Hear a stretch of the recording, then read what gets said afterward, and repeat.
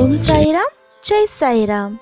என் அன்பின் பிரியமே, மனதிற்குள் 1000 சோகங்களை அடக்கி வைத்துக்கொண்டு மௌனமான கண்ணீருடன் மனதில் மருங்கிக் கொண்டிருக்கும் என் பிள்ளையோடு மனம் விட்டு பேசவே இன்று நான் வந்துள்ளேன்.